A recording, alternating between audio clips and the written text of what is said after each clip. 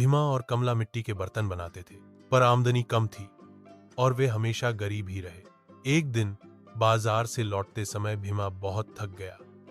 रास्ते में एक बड़ा बरगद का पेड़ था। उसकी छांव देखकर भीमा वहीं बैठ गया और कुछ ही देर में गहरी नींद में सो गया। अचानक किसी ने पुकारा, भाई साहब, क्या आप मुझे पास वाले गांव का रास्ता बता सकते हैं? भीमा चौंक कर उठ बैठा। सामने एक अजनबी खड़ा था, साधारण कपड़ों में लेकिन आंखों में चमक थी।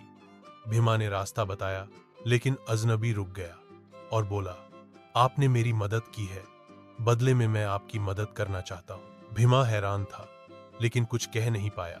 अजनबी ने मुस्कुराते हुए भीमा को एक छोटा थैला दिया और कहा, इसे संभाल कर रखना। कहकर वह चला गया। भीमा ने थैला खोला और उसमें चमचमाते सिक्के थे। भीमा ने जब थैले में सिक्के देखे तो वह चौंक गया। इतने सारे सोने के सिक्के उसने कभी सपने में भी नहीं देखे थे। उसका दिल तेजी से धड़कने लगा। जब भीमा ने कमला को सोने के सिक्के दिखाए, कमला की आंखें खुशी से चमक उठीं।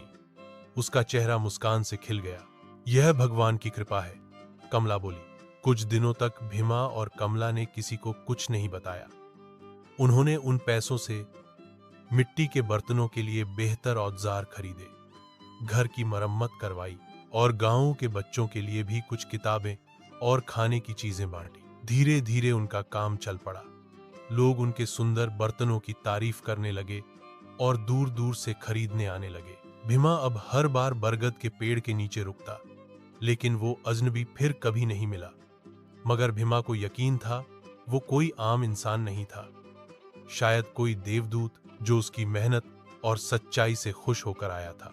और इस तरह भीमा और कमला की जिंदगी बदल गई, पर वे आज भी उसी सादगी और नम्रता से जीते हैं।